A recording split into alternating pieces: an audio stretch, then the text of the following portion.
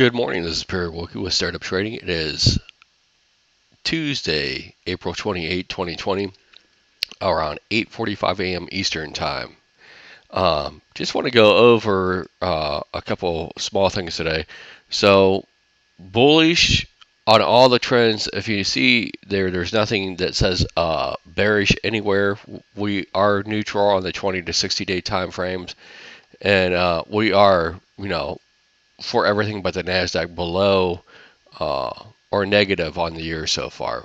Today at 10 o'clock, we're going to have consumer sentiment. Tomorrow is going to be the bigger days as far as news. We'll see how it goes with the press conference and the statement at 2 o'clock, the press conference at 2:30. And then Wednesday, we're going to have some ECB news and an ECB press conference for their rates. And then Thursday at 9:45 p.m. We'll remind that tomorrow. So today before the bell we had Caterpillar. After the bell we're going to have Google. That's going to report between 4 and 4:15. So if you're playing the Nadex US 100, be mindful that that could really skew the strikes if you're doing the end of the day strikes there. And then tomorrow before the bell, you're going to have Boeing. That's going to be a big impact on the Nasdaq, and then, or I'm sorry, on the Dow. Boeing is the heaviest weight in the Dow, and then after the bell, you're going to have Facebook, Microsoft, and Tesla. It's going to impact the Nasdaq. So one thing I did want to point out, if we look down at the trends, we can look at the Russell was up 4.32% yesterday. Look at the other indexes, a percent and a half, half a percent. But if you start looking at the different time frames, the Russell has started to outperform most all of the indexes now with that move yesterday. You have to go up to the 20-day time frame, and it's still outperforming everything but the Nasdaq. So on the 60-day, the Nasdaq's still the shining star. Year to date, it's still the shining star. But if you just look at the outperformance yesterday, and keep this in mind, the Small Business Administration loans were in there. A lot of them aren't going to go to publicly traded companies, but they are impacted by publicly traded companies. But keep in mind that the RTY, the Russell, is the shining star right now. So let's just dig into the indexes. So far in the overnight range, we have 60 points even. You can see that we've made it away above value area high again. And yesterday's high, this 2181 quarter, is going to be important, and we'll get more into that when we get to the review. And I actually had to go out to longer time frames to look at this. But this is going to be, we always watch the previous day's high. This is going to be important for basically a few weeks, this level here that we're passing over. And you can see how when we finally broke through it, we had that large spike up, and now we've got almost like a little short squeeze pattern on it. We'll see if we get a failure. Coming back into yesterday's range is going to be a lot more important of a trend change than it normally would be. So watch this high from yesterday and keep that in mind. If we look at all the indexes, the Nasdaq already has a pattern that it's going to fail, right? It already has a downtrend line, but if you look at the other three indexes, right, they're not. So if you want to play beta, and if you're playing to the upside, you definitely want to play anything but the Nasdaq. If you're playing to the downside, for whatever reason, the Nasdaq is your indice that you're really going to want to play. Keep in mind, Google is after the bell, so this would be just for an intermediate day trade, and see if this downtrend line ends up getting broken. You can draw it on the chart yourself.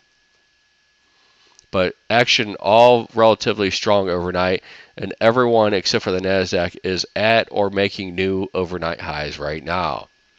Looking at the trends, sequencing, again, the left side of the chart is from yesterday, the right side of the chart is from today. You can just see when we had that pop up, right, how aggressive it's been, and you're really in a sequence, just in a micro, that you could watch to see if it's going to break first from basically this high right around 3:55 a.m. Eastern time. So it's going to come in right at around 28.82 quarter half. You can zoom in and get the level yourself. To the high right here at 29.08, and you can watch and see if that hits target. I'm not going to do it on the screen for you. You can go through that yourself. So same thing, looking at the Russell right around that 4 a.m. I'm sorry, look at the Nasdaq right around from 4 a.m. Uh, up into the high at 29.45.75. You can see if that breaks, right? Breaking that 61.8 should lead to lower prices. Otherwise, you're just, bleeding up still. Now looking at the Russell, and you can see even how much stronger it is. Remember how much stronger it was yesterday. We talked about, being up over 4% just yesterday alone.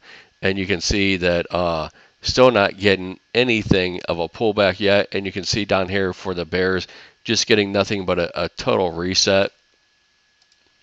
So what I've had to do here, I'm going to go out here. I've had to go into some longer time frames, right, to be able to see, because we haven't been to this area of the chart since March 8th, and that was, before rollover. So this is the last time we were up here, and as you can see, when we originally come off that high at the end of February down, we bottomed right around this 28.81, right? There's some prices that went through, but nothing substantial. And the reason I put it there is you can look when we come back up, the resistance that was there, and then we ended up with resistance again. So at that same spot, well, now we've broken through that.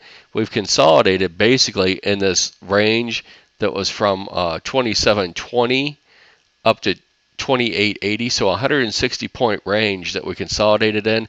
We could literally, if we don't fail and go back below 28.81, we could start migrating our way up to 29.82 to 3,027 next. Those are the next levels up above. So keep that in mind. I really don't have anything on the chart. I'll come back out just a little bit. I really don't have anything on the chart that's a stopping point too much in between there. I mean, you can look at these consolidation lows, which is about where we are now. But to be honest with you, just migrating up in the week, the biggest thing you're going to have to watch is just this other line. This 28.81 is going to be the most important for the week.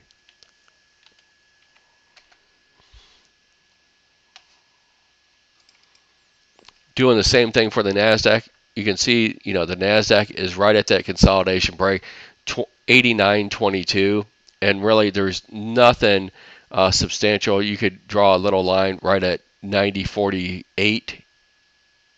I'm going to leave that off for now, and then up to 92.50. So again, a failure to hold above 89.22 is what's going to be most important for that.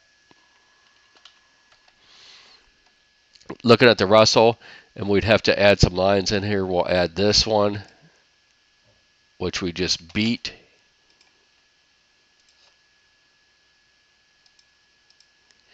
That's going to be at around 1284.30. And then the next real line was this next lock limit down, right? So back when we were having those lock limit downs, so 1372.30. So there's a lot of room that we could potentially run this week if we have failures to hold above. But the trend, especially in the Russell, looks extremely strong. I would assume it's on a run towards this 1377.